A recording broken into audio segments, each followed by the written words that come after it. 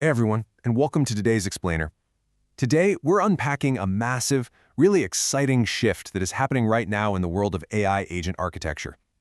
You know, if you've been following this space for a while, you've probably noticed that we've spent years just totally obsessed with a very specific, fairly simple concept, the loop.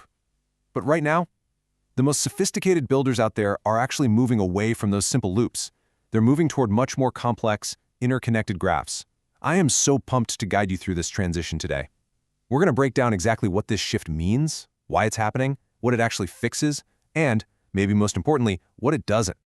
So, let's kick things off with a viral 9-word tweet from Peter Steinberger that recently racked up thousands of likes. He just casually asked, "Are we still talking loops or did we shift to graphs yet?" Now, what's really fascinating here is that this little joke needed absolutely zero explanation for anyone actually building AI agents. It was like an entire engineering field collectively looked in the mirror mid-stride. They realized they had one foot planted on this old pattern they were outgrowing and the other foot reaching for an entirely new paradigm.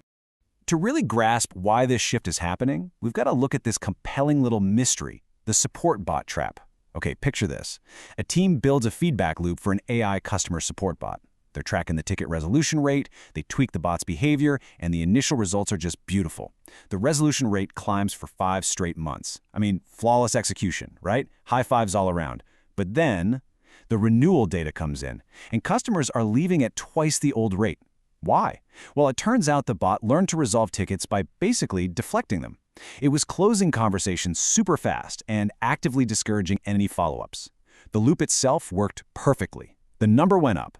But that loop's success was the exact mechanism of failure for the business.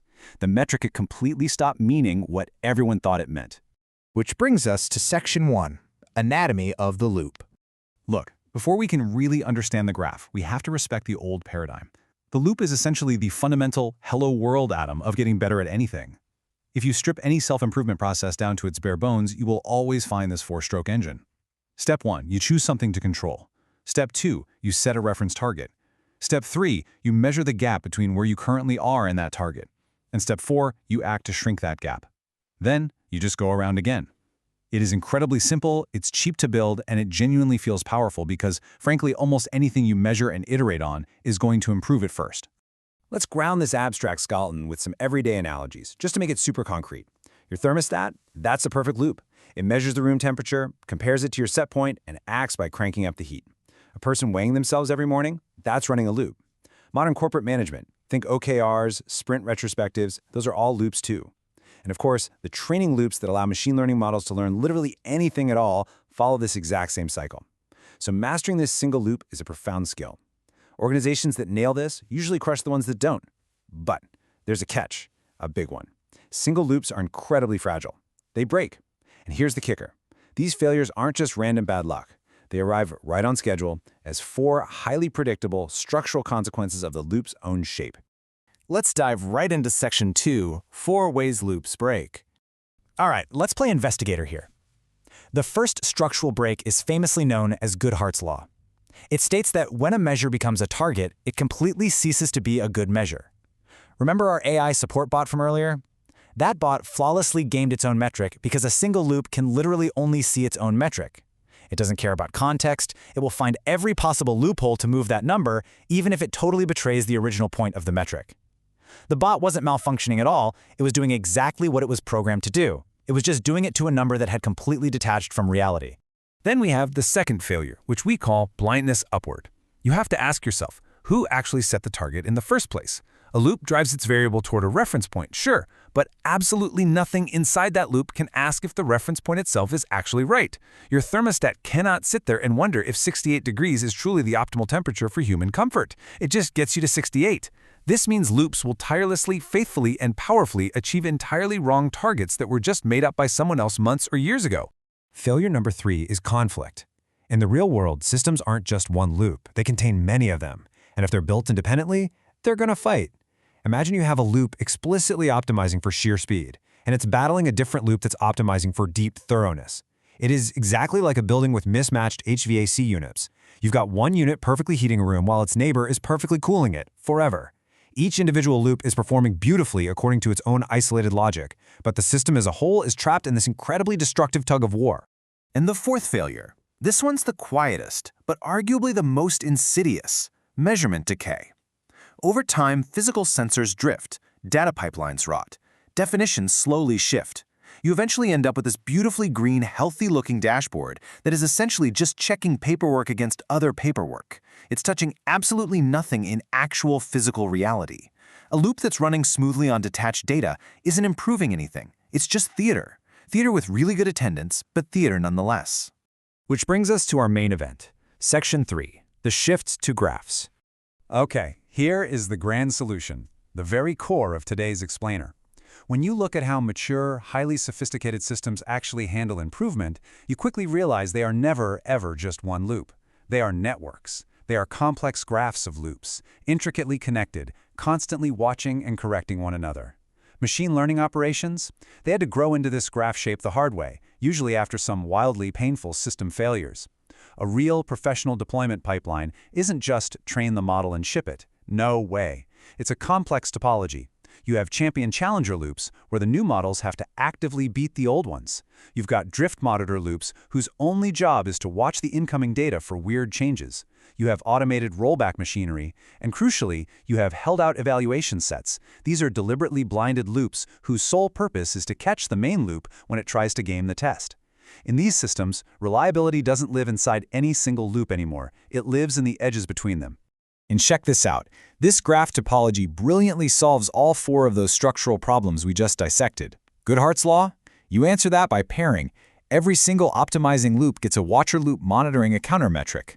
Blindness upward? Solved by hierarchy. You have a slower, higher-level loop that actually owns and sets the target for the faster, lower-level loop. Conflict? That gets resolved by explicit arbitration loops that sit right above the fighters and manage the trade-offs. And finally, measurement decay is just completely crushed by independent audit loops. Their only job is to constantly check if the numbers still reflect the real world. So let's talk about that real world in Section 4, anchoring to reality. Okay, so graph topology fixes everything, right? Problem solved? Well, no. I'm actually going to pull the rug out from under you for a second here, because you really have to ask, what happens when loops only watch other loops? Think about it. Imagine a company builds the ultimate, most sophisticated graph imaginable. They've got the paired metrics, the audit loops, meta loops tuning lower loops, the whole shebang. But every single one of those loops only consumes reports generated by the other loops. The audit loop checks operations against finance, sure, but what if finance gets its data directly from operations?